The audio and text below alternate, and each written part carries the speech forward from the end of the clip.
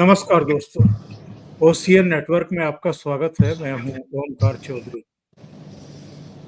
शुरुआत करते हैं साहब, पटना में जो कुछ हुआ है कांग्रेस ऑफिस पर।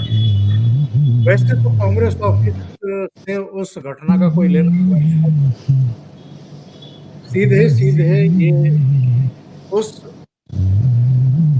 गाली से जुड़ी हुई घटना है, जो कल तेजस्वी यादव और राहुल गांधी के मंच से प्रधानमंत्री नरेंद्र मोदी की मां को दी गई थी। और इससे निचले स्तर की राजनीति कोई हो नहीं सकती, इससे निचले स्तर का कृत्य भी कोई हो नहीं सकता है। और कभी किसी ने सोचा नहीं होगा कि सो कॉल्ड जो नेशनल लीडरशिप है किसी पार्टी की, उसके मंच से सिटिंग प्राइम मिनिस्टर की दिवंगत माताजी को इस तरीके से अब्यूज किया जाएगा जैसे कल हुआ है। और जाहिर है, हर स्तर पर नागरिकों से लेकर के और जो पार्टी के वर्कर हैं और कार्यकर्ता, जो नेता हैं, सब में आक्रोश दिखाई दे रहा है। आज अमित शाह ने भी इस बात का जिक्र किया है, इसकी निंदा की है। कल योगी आदित्यनाथ से लेकर के कई लोगों के बयान आ गए थे, उनके प्रवक्ताओं के भी बयान आ गए थे। और आज हमने देखा पटना में बीजेपी के कार्यकर्ता बाकायदा सड़कों पर उतरे, प्रदर्शन किया। और फिर जब आमना-सामना हुआ बीजेपी और कांग्रेस के कार्यकर्ताओं के बीच में, तो फिर जो सदाकत आश्रम कांग्रेस का वहाँ पर प्रदेश कार्यालय है, वहाँ पर कुछ तोड़-फोड़ देखने को भी मिली है। पुलिस का हस्तक्षेप हुआ और उसके बाद चीज़ें थोड़ा नॉर्मलाइज़ हुई हैं। लेकिन ऐसा लगता है कि जो कुछ ये हुआ है या आगे हो सकता है, मेरा इशारा इस तरफ है कि क्या हिंसा की तरफ जानबूझ करके चीज़ों को धकेला जा रहा है? क्योंकि जिस तरह की जुबान, जिस तरह की लैंग्वेज का प्रयोग इधर राहुल गांधी ने फिर से करने की कोशिश की है और शुरुआत कर दी है, प्रधानमंत्री के बारे में बदजुबानी करना, तुम तड़ाक की भाषा, अमित शाह के बारे में करना, उनकी माँ के बारे में उनके कार्यकर्ताओं के द्वारा अब्यूज़ करना, ये सब क्या शो करता है? सीधे जुड़ लेते हैं अनुपम मिश्रा जी के साथ और जरा समझने की कोशिश करते हैं, इतनी बदहवासी, इतनी असुरक्षा और इतनी बौखलाहट क्यों? अनुपम जी, बहुत स्वागत है आपका। नमस्कार नमस्कार। सर। अनुपम जी, जो कुछ हो रहा है आजकल, हालांकि अमित शाह ने आज कहा है कि ये वोट चोरी वगैरह सब बहाना है, ये घुसपैठियों को बचाओ यात्रा चल रही है और कुछ नहीं है। लेकिन साथ में उन्होंने ये भी कहा है कि जो कुछ उनके मंच से हुआ, उसकी कम से कम राहुल गांधी को निंदा करनी चाहिए। अभी तक भी कांग्रेस के बड़े नेताओं ने अपने ट्विटर हैंडल पर भी, अपने बयानों में भी उस दुर्भाग्यपूर्ण घटना की निंदा नहीं की है। हालांकि सूचना है कि उसको गिरफ्तार कर लिया गया है जिसने ये कृत्य किया था। देखिए, जहां तक कांग्रेसी प्रवक्ताओं का सवाल है, तो आपने देखा कि पवन खेड़ा ने तो कह दिया कि एक भाजपाई ने ही हमारे मंच पे खड़े होकर ये सब किया और ये कांग्रेसी था ही नहीं। वो अलग बात है कि जिनके खिलाफ एफआईआर हुई है, एक मुस्लिम नेता है कांग्रेसी इलाके के, वो माफ़ी मांगते नजर आ रहे हैं। वो उसको ये कह के भी बचाते नजर आ रहे हैं कि लड़का नाबालिग है। गिरफ्तारियां भी हुई हैं। और ये कोई, देखिए होता क्या है कि ऊपर से इशारा जो होता है वही, मतलब जब पहले सोनिया गांधी ने सबसे पहले नरेंद्र मोदी को ललकारा था, तो मौत का सौदागर एंड ऑल दैट, तो उसके बाद आपने देखा था फिर कांग्रेसियों ने उनको चाय वाला और क्या क्या सब कहना शुरू कर दिया था।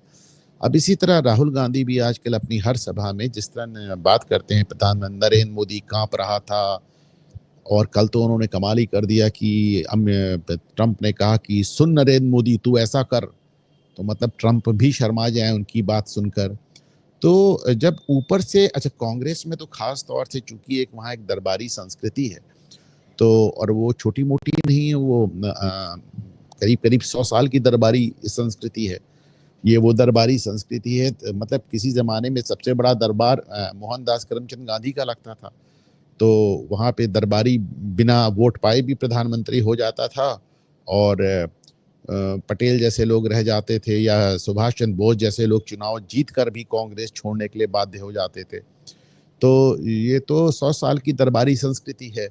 तो इसमें जो ऊपर से इशारा होता है वो नीचे तक जाता है। तो जब उन्होंने इस तरह की बातें करनी शुरू की, तो जिस मंच से खड़े होके आप कहेंगे कि सुन नरेंद्र मोदी तू ऐसा कर, तो आपको क्या लगता है आपके कार्यकर्ता क्या बोलेंगे? फिर ज़ाहिर सी बात है जो होना था वही हुआ, और उन्होंने जो भारत में एक बड़ी आम चीज़ें हैं, सीधे एकदम माँ बहन पे उतर आना, वही हुआ और उस तरह की बातें हुई। लेकिन कांग्रेस कहीं से भी इसमें शर्मिंदा नहीं है।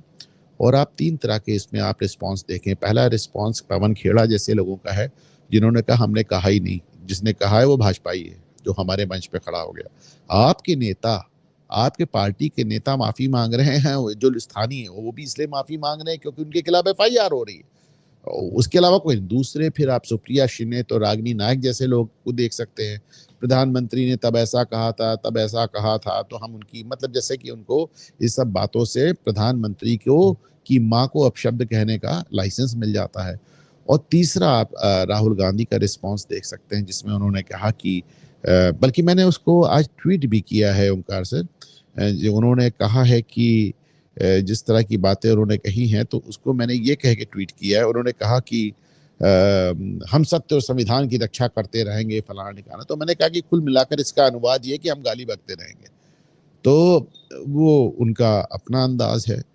तो अब ये राहुल गांधी और अरविंद केजरीवाल, ये 2 लोग हैं जिन्होंने भारतीय राजनीति को बहुत तरह से डैमेज किया है। अरविंद केजरीवाल ने इस पहले सबसे पहले शुरू किया कि झूठ बोलो और भाग जाओ, कुछ भी झूठ बोल दो। और बाद में राहुल गांधी तो बहुत फास्ट लर्नर है ना, वो तो हर एक से अगर पूरे देश में किसी भी नेता में कोई भी दुर्गुण है, तो राहुल गांधी उसको सबसे पहले पिकअप कर लेते हैं।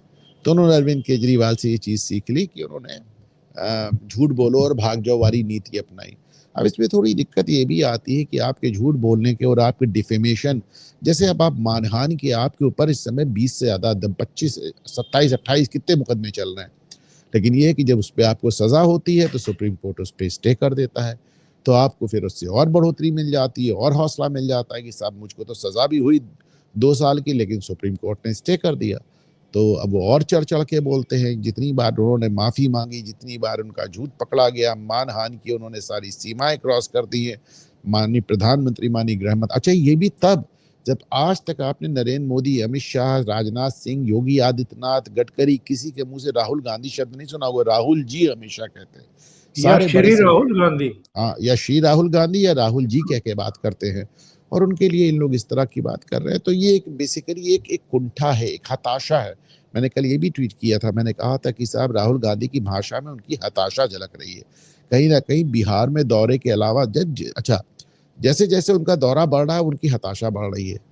जैसे जैसे उनका दौरा बढ़ रहा है वैसे वैसे उनको नजर आ रहा है कि उनकी यात्रा कितनी सफल होने वाली है।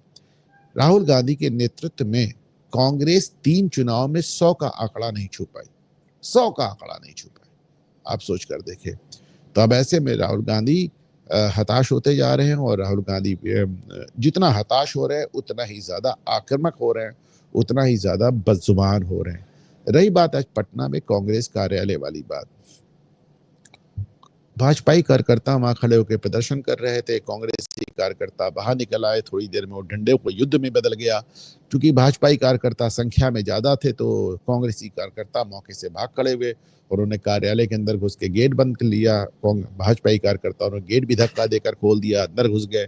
फाइनली पुलिस ने भाजपा के कार्यकर्ताओं को एक हल्का लाठीचार्ज करके खदेड़ा। लेकिन एक बात जो समझ में आई कि भाजपा कार्यकर्ता सामान्य तौर पे इतने उग्र देखे नहीं जाते। ये दिखाता है कि कहीं ना कहीं पार्टी के कार्यकर्ताओं को ये बात बहुत ज्यादा चुभ गई। बल्कि आप देखें जितने मुख्यमंत्री हैं, जितने बड़े नेता हैं, उन सब ने इस पर बयान दिया है। और राहुल गांधी, जैसे एक पुरानी बात कही जाती कि अगर आप एक ही काम बार बार करें और उसके बाद अलग नतीजे उससे अपेक्षा करें, तो ये पागलपन की परिभाषा है। राहुल गांधी 11 साल 12 साल से, उससे भी ज्यादा 15 साल से कांग्रेस नरेंद्र मोदी को गाली दे रही है, लेकिन उसका क्या फल सामने आया आपको देखा है? कभी आप नीच कहते हैं, कभी चाय वाला कहते हैं, कैसी कैसी गालियां आप देते हैं, लेकिन उसका क्या नतीजा आया? लेकिन राहुल गांधी तो राहुल गांधी है, वो अभी तक वो अपना अंदाज और अपना अपना ये बदजुबानी बदलने के लिए तैयार नहीं है। आज जो उनका ट्वीट है कि हम संविधान के लिए लड़ रहे हैं और लड़ते रहेंगे, क्या बात कर रहे हैं आप? इस संविधान की लड़ाई लड़ रहे हैं? लोगों को गालियां बकना, झूठ बोलना, ये सब संविधान की लड़ाई है? जो अपनी जेब से आप जो संविधान की किताब निकालते हैं, वो 2 बार 3 बार दिखाई जा चुकी है कि उसमें सादे पन्ने हैं, कोरे पन्ने हैं। राहुल गांधी को सामने बैठा के पूछ ली कि संविधान में कितने अनुच्छेद हैं, तो नहीं बता पाएंगे, कितने सेक्शन हैं तो नहीं बता पाएंगे। तो मैं जानकारी कुछ है नहीं, बोलते रहते हैं, तो क्या किया जाए सर? और ये जो गली के गुंडे वाली भाषा इन्होंने पकड़ी है, मंच से जिस तरीके से ये तूम तड़ाक के साथ बोलते हैं, और अभी अमित शाह जी के बारे में भी इन्होंने बहुत आपत्तिजनक तरीके से कुछ, उसने ये कहा, उसको इस तरीके से बात कर रहे हैं। अरे भाई, उम्र का लिहाज कर लीजिए, उनके अनुभव का लिहाज कर लीजिए, वो जिस पद पर बैठे हैं जरा ये भी समझ लीजिए क्या है। इनकी दृष्टि में क्या कोई भी संवैधानिक पद या कोई भी अहम पद कोई मायने नहीं रखता है? और ये मैसेज पब्लिक में क्या भेज रहे हैं, क्या मैसेज भेजना चाहते हैं अनुपम जी इस तरह की, देखिए इस तरह की बदजुबानी से, और क्या हासिल होगा इससे? देखिए राहुल गांधी जो बात समझने के लिए तैयार नहीं है कि जमाना बदल गया है, वो अभी भी अपने बचपन के किस्सों के हिसाब से चलते हैं, जब नारायण दत्त तिवारी संजय गांधी की चप्पल उठाते थे। वो अभी भी अपने यूपीए डेज को याद करते हैं, जब वो प्रधानमंत्री के अध्यादेश आके प्रेस कॉन्फ्रेंस में फाड़ देते थे। तो भैया तब से लेकर अब तक गंगा में बहुत पानी बह चुका है, स्थितियां बदल चुकी हैं, देश एक नए नेता को स्वीकार कर चुका है। और 1984 के बाद, बल्कि मैं तो 1980 के बाद कहूंगा, क्योंकि 84 का जो बहुमत था वो तो आप जानते हैं सिंपैथी वेव था। तो एक जमाने बाद 40 साल बाद देश ने एक नए नेता को बहुमत ही नहीं दिया, लगातार बहुमत दिया, उनको लगातार 3 बार प्रधानमंत्री बनाया। तो आप समझिए कि समय बदल चुका है राहुल। आपको इस तरह की बातें नहीं करनी चाहिए। वो दिन गए जब आपके यहाँ मुख्यमंत्री वगैरह, जो आप उम्र के लिहाज की बात कर रहे हैं, तो उम्र का तो कहीं कोई लिहाज पहले भी नहीं था। अभी भी आप देखिए कि सोनिया गांधी उम्र में छोटी होकर भी छाते में खड़ी रहती, और मल्लिकार्जुन बड़े होकर भी धूप में खड़े रहते हैं। अच्छा, इसमें राहुल को भी क्या कहा जाए? मल्लिका अर्जुन सोनिया गांधी की शादी के पहले विधायक मंत्री सब हो गए थे, लेकिन उसके बाद अगर वो खड़े होकर सोनिया गांधी की तरफ इशारा करके संसद में कहते हूँ कि आज मैं जो कुछ हूँ सोनिया अम्मा की बदौलत हूँ, तो क्या कहा जाए इसको? तो अगर कांग्रेस में बड़ों के अपमान करने की संस्कृति है, तो कांग्रेस के जो बड़े हैं उनको भी तो दोष दिया जाना चाहिए कि भाई, अब आप देखिए, मैं अक्सर इस बात में प्रधानमंत्री मनमोहन सिंह को बहुत बड़ा दोषी मानता हूँ। उस व्यक्ति ने सत्ता से चिपके रहने के लिए जैसा जैसा अपमान बर्दाश्त किया, और जिस जिस तरह से प्रधानमंत्री पद को बेइज्जत किया, मतलब बड़े बड़े विदेशी नेता आते थे और आप कोने में बैठे रहते थे, सोनिया गांधी उनके साथ सेंटर में बैठ के बात करती थी। कभी कभी तो राहुल गांधी बैठ के बात करते थे और आप कोने में बैठे रहते थे। आप नमस्ते करते रह जाते थे और राहुल और सोनिया आपके बगल से निकल जाते थे, आपकी तरफ देखते तक नहीं थे। आप देखिए, एक बार प्रधानमंत्री नरसिम्हा राव ने ये बात कही, बताई। उन्होंने कहा कि साहब, मेरा सोनिया गांधी से कोई विवाद नहीं था, मेरी सारी दिक्कत ये थी कि जब मैं प्रधानमंत्री बना तो सोनिया गांधी मुझको फोन पर 15-15 मिनट वेट कराती थी। तो मैंने कहा कि साहब, मैं तो एक कांग्रेसी हूँ, मैंने हमेशा से गांधी परिवार का इंतजार किया है, वेट किया है, गांधी परिवार के हमेशा से मैं उनके आगे झुका रहा हूँ, लेकिन आप भारत के प्रधानमंत्री को इस तरह बेइज्जत नहीं कर सकती। आप भारत के प्रधानमंत्री को बेइज्जत करना छोड़ दिया। अब देखिए, प्रधानमंत्री अगर बात करना चाह रहा है और सोनिया गांधी 15 मिनट हमेशा वेट करा रही हैं, 20 मिनट वेट करा रही हैं, तो जाहिर सी बात है सोनिया इतनी बिजी नहीं थी, वो नरसिम्हा राव को उनकी हैसियत बताना चाहती थी। तो ये नरसिम्हा राव ने चूंकि भारत के प्रधानमंत्री पद को सोनिया गांधी के चरणों में रखने से मना कर दिया, तो नरसिम्हा राव से झगड़ा हो गया। और मनमोहन सिंह ने एकदम गांधी परिवार के आगे इस कदर पूरे प्रधानमंत्री पद को उनके चरणों में डाल दिया, तो मनमोहन सिंह डार्लिंग बने रहे और 10 साल तक प्रधानमंत्री बने रहे। ये कुल मिलाकर जैसे ग्लोबल लेवल और नेशनल लेवल पे एक ही खेल खेला जा रहा है, वैश्विक स्तर पे और राष्ट्रीय स्तर पे।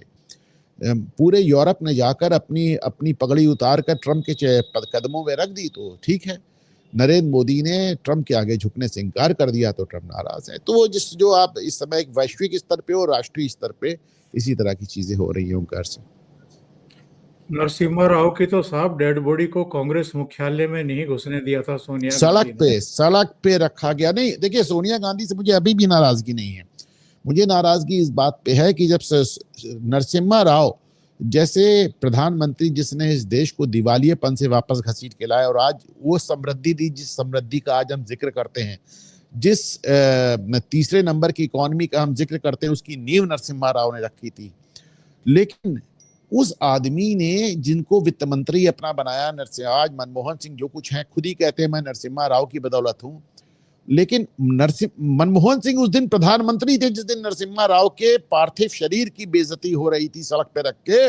उस दिन मनमोहन सिंह प्रधानमंत्री थे, उस दिन मनमोहन सिंह वहां मौजूद थे और प्रधानमंत्री रहते हुए इनकी हिम्मत नहीं पड़ी कि कह दें कि साहब ये कांग्रेस के पुराने नेता हैं, भारत के पुराने प्रधानमंत्री हैं, इनके पार्थिव शरीर को हम इस तरह अपमान ना करें।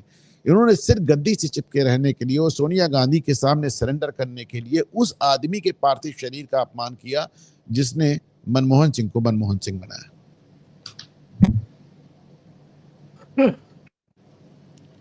कई बार बड़ा अफसोस होता है इन लोगों की मेंटेलिटी को देख करके।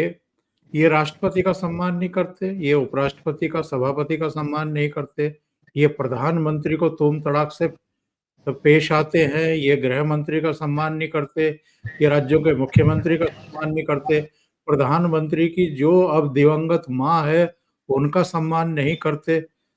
तो सवाल ये है कि किस खुशफहमी या गलतफहमी में है कि जो ये देश का जो मूल तत्व है, हमारी संस्कृति, हमारे संस्कार, भारतीय संस्कृति जिन चीजों के लिए, मूल्यों के लिए जानी जाती है, संस्कारों के लिए जानी जाती है, वो भारत कभी इनको मौका देगा अब कि आप आइए और हमारे राजा बन जाइए, हमारे ऊपर बैठ जाइए आकर के?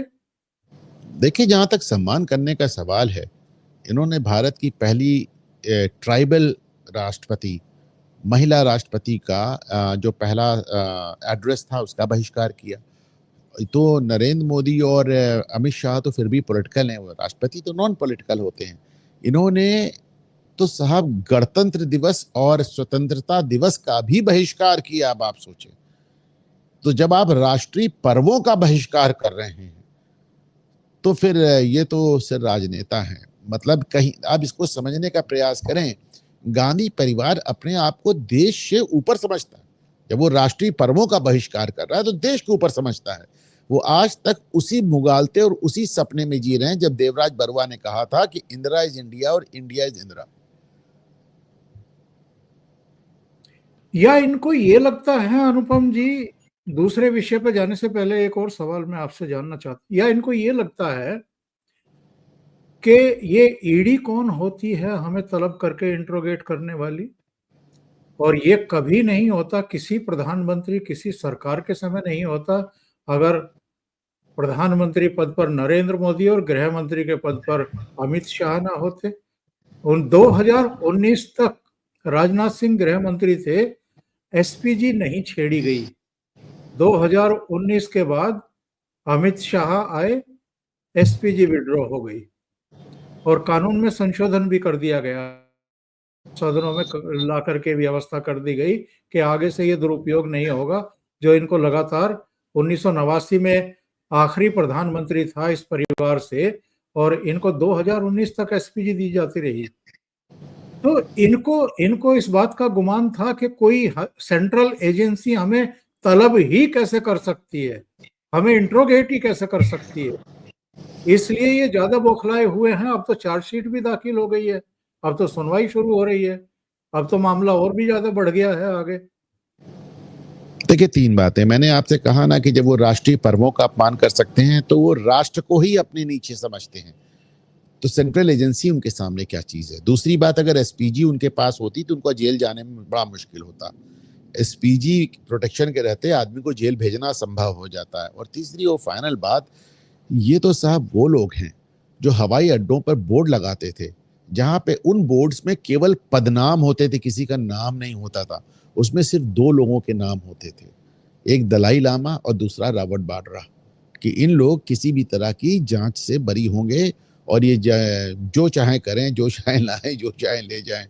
तो आप सोचे, जहां पे राष्ट्रपति, प्रधानमंत्री सबका नाम होता, मतलब केवल पद होते थे, किसी का नाम नहीं होता था, उसमें रॉबर्ट वाड्रा का नाम अलग से लिखा जाता था। ये तो इस तरह के इंटाइटलमेंट और इस तरह के वीआईपी कल्चर के आदी हैं।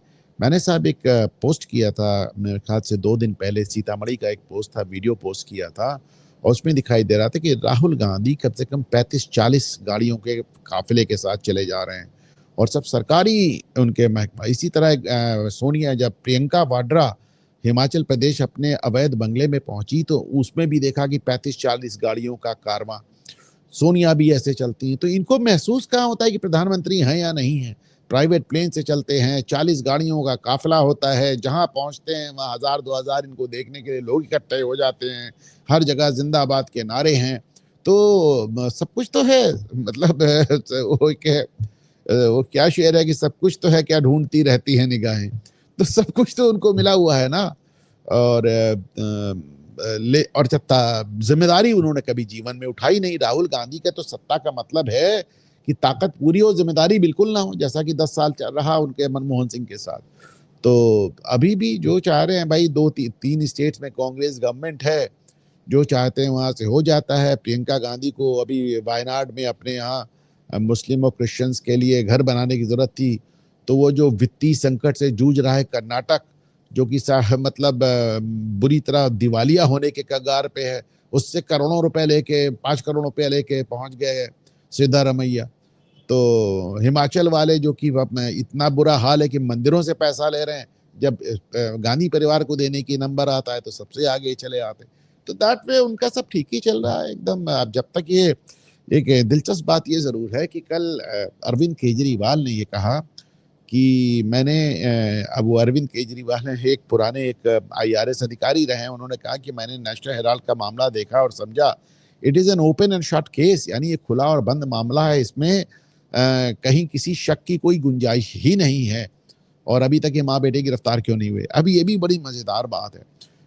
केजरीवाल पहले भी कहा करते थे कि सोनिया गांधी को पकड़ के थाने में बैठा के 3rd डिग्री दो, और जब केजरीवाल गिरफ्तार होते हैं तो सोनिया, राहुल और प्रियंका अब पहली बार एक मंच पे एक साथ आते हैं केजरीवाल की गिरफ्तारी का विरोध करने के लिए, और केजरीवाल आज फिर सोनिया और राहुल की गिरफ्तारी की मांग कर रहे हैं। कमाल है साहब।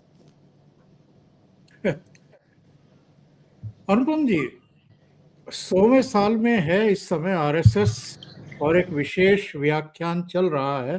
3 दिन का कार्यक्रम था विज्ञान भवन में, और उसमें अंतिम सेशन में संघ प्रमुख मोहन भागवत ने प्रश्नों के जवाब दिए हैं।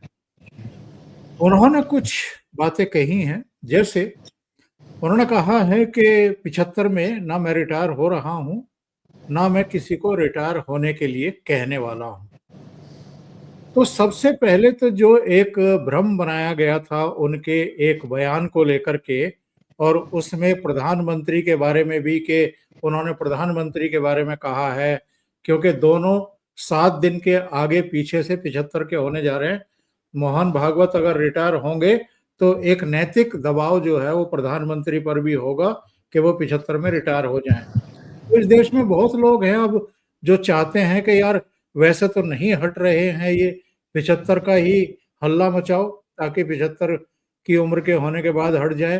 लेकिन संघ प्रमुख ने स्पष्ट कर दिया कि ना वो कहीं जा रहे हैं और ना वो किसी दूसरे को कहने वाले हैं, यानी नरेंद्र मोदी को भी नहीं कहने वाले हैं।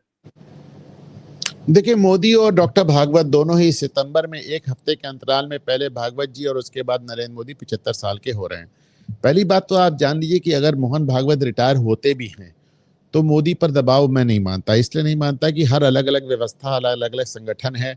हाई कोर्ट का जज 62 साल में रिटायर हो जाता है, डिस्ट्रिक्ट कोर्ट का जज 60 साल में रिटायर हो जाता है, सुप्रीम कोर्ट का जज 65 साल में रिटायर होता है। तो इसका तो कोई वो आपस में कोई तुलना नहीं है।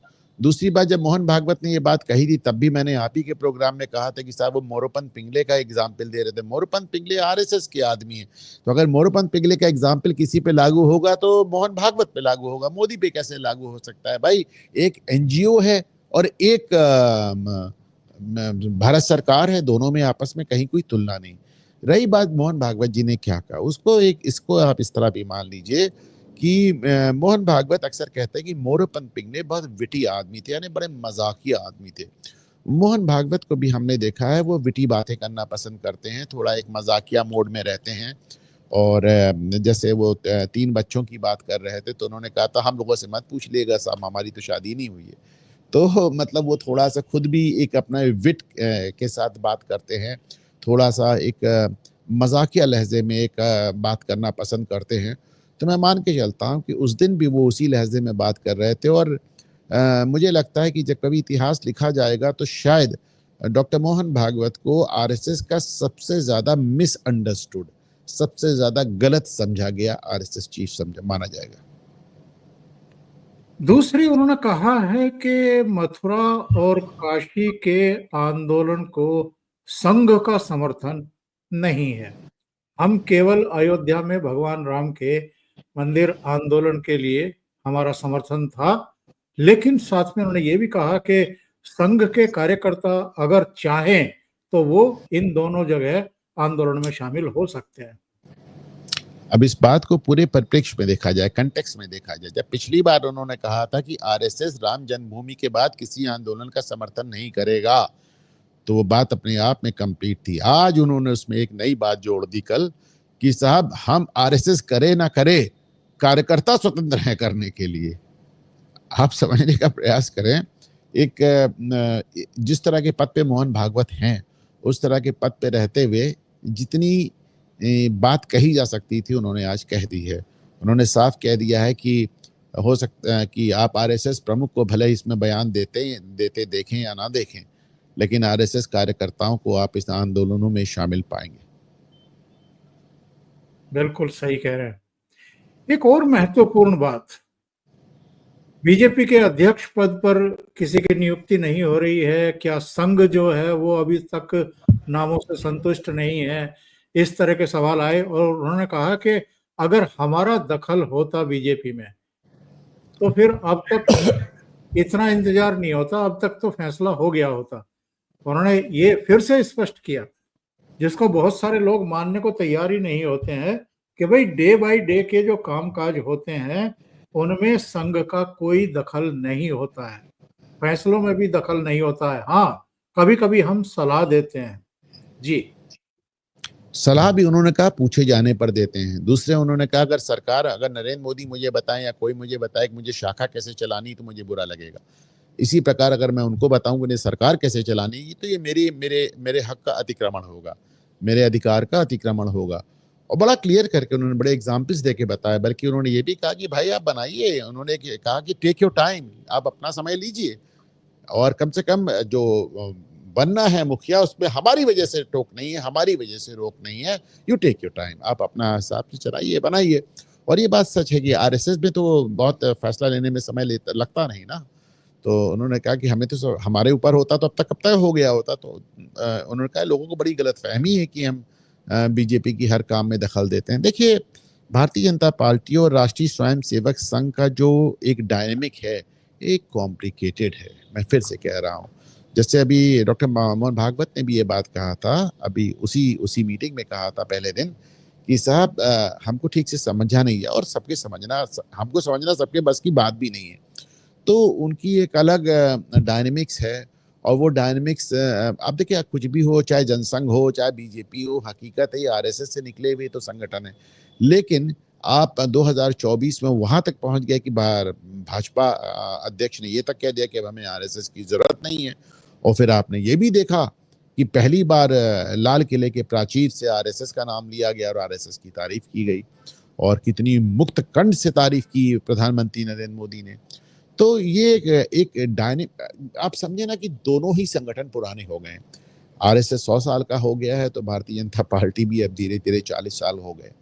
तो अब उसमें आप मान कर चलें कि थोड़ा बहुत चेंजेस होता रहेगा, नए-नए नेता आएँगे, आरएसएस प्रमुख अलग आएँगे, प्रधानमंत्री अलग आएँगे। ऐसा थोड़ी ना है कि अटल बिहारी के ज़माने में सब कुछ बहुत अच्छा था।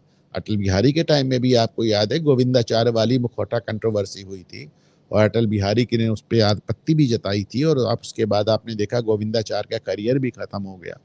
तो बस बात इतनी है कि आज की तारीख में सोशल मीडिया है, आज की तारीख में जो ऑपोजिशन है उसका एक अलग मिजाज है, इसलिए वो छोटी-छोटी बातों को बहुत तूल देती है, सोशल मीडिया बहुत तूल देती है।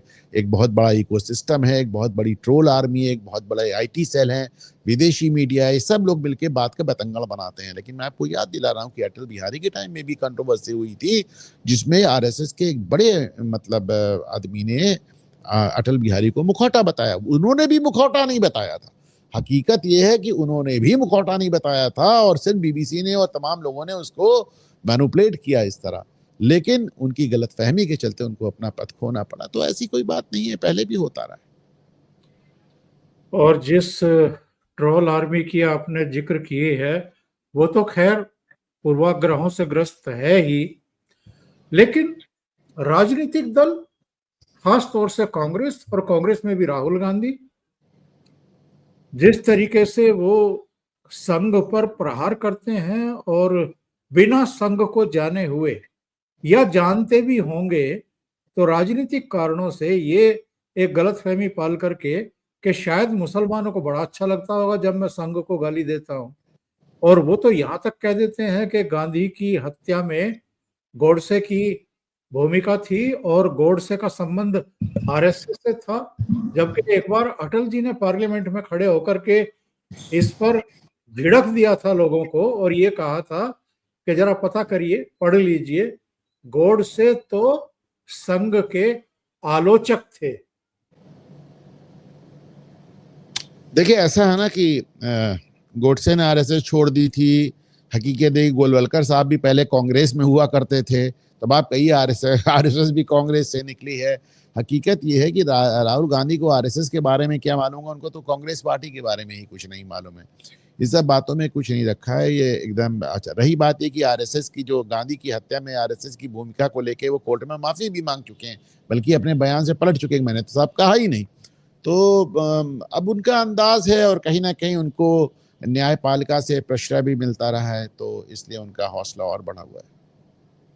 अनुपम जी, बहुत बहुत धन्यवाद इतना समय निकालने के लिए, बहुत महत्वपूर्ण मुद्दों पर चर्चा करने के लिए। Thank you thank so you sir. Much. Thank you sir. नमस्कार।